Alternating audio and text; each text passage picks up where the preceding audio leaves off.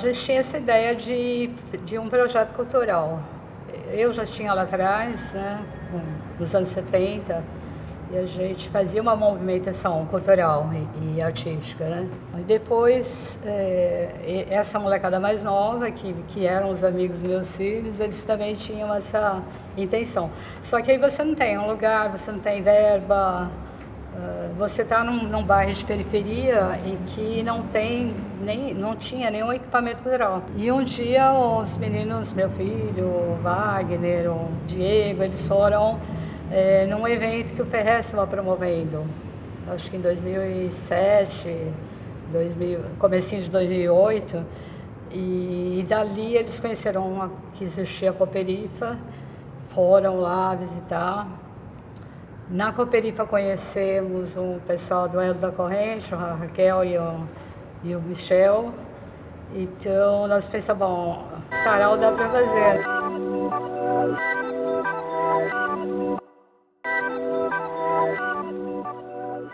Eu já escrevi algumas coisas, desde que eu tinha 15 anos. E me envolvi também com atividades culturais no bairro, que era um grupo de jovens que fazia festival, música, várias coisas. E sempre fazendo essas coisas literárias, sempre li muito, desde os 10, 11 anos de idade. Eu acho que isso incentivou a ser escritora depois. Tinha uma biblioteca grande, assim, de livros em casa. Uma coisa que eu sempre fazia, todo meu aniversário eu me dava um livro de presente. Era costume, até hoje eu faço isso. Eu me dou um livro. Casei, tive 3 filhos. E eu me afastei um pouco desses movimentos. Então, quando meus filhos crescem e vão para a escola e arranjam vários amigos assim dentro do bairro, esses amigos começam a querer fazer um centro cultural, alguma coisa cultural, e daí surgiu Sarau da Brasa, que eram amigos meus filhos. Eles frequentavam muito minha casa, emprestava livro para eles.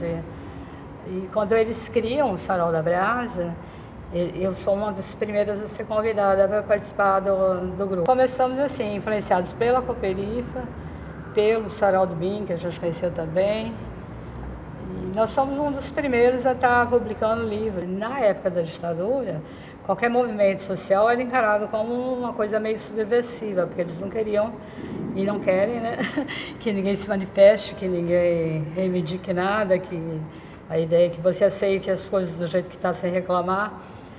E junto com esses movimentos, a gente promovia essa coisa da cultura. E era uma época que não tinha telefone, nem internet, você tinha que encontrar as pessoas de alguma maneira e avisá-las de alguma maneira quando você ia fazer.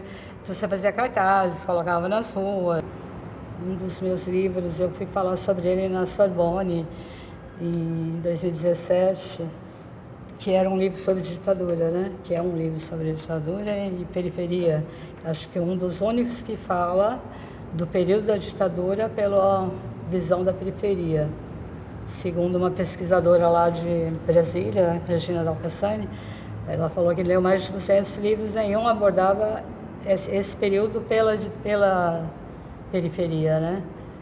Então nunca imaginei, um livro que eu escrevi em 2010, e que em 2017 ele tinha ganhado outros lugares aí do mundo, né?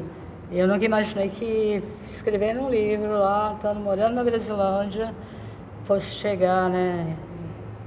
Chegar em Paris, chegar no Chile, chegar na Argentina, chegar no Uruguai, alguns lugares que eu fui, né? Para levar a literatura, porque fui convidada para falar sobre esses livros. E eu acho que isso aconteceu com muitas outras pessoas. Esse movimento de literatura, sem dúvida, é um movimento muito importante, assim como foi nos anos 90, nos anos 70, nos 90 o hip hop, nos anos 70 os movimentos sociais que estavam fazendo cultura também, mas reivindicando outras coisas, né?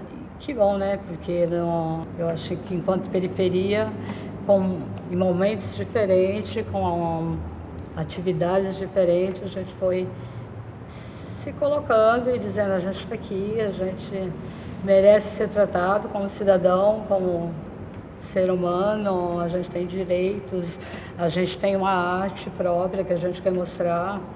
E assim estamos aqui. Quando eu faço um livro, por exemplo, todas as capas dos livros que eu fiz e todas as ilustrações praticamente que tem dentro, eu mesmo criei. Então, muitas vezes eu crio primeiro a capa, depois o nome em cima daquele desenho que eu fiz ou daquela foto. Depois eu escrevo o livro. Eu começo ao contrário, né? Porque está muito ligado a imagem com o texto. Eu acho que eu sempre produzi junto já com a imagem. Aí não tem como escolher, né? Fica difícil. Eu sempre falei, é muito difícil para mim escolher, eu gosto de tudo. E dizem que é coisa de geminiano, que é muito. Gosta de muita coisa ao mesmo tempo. Não quero saber do fingimento das pessoas ditas dignas, por hipocrisia. Não quero saber de quem preferiu guardar distâncias. Quero encurtar a distância entre o pensar e o fazer. Distâncias fazem o mundo ficar grande demais. Quero saber dos segredos, das histórias que entre medos, preconceitos, modismos ninguém ousou contar. Entre o velho que está morrendo, quero saber do novo, do que está por nascer. Quero o improvável, quero a utopia.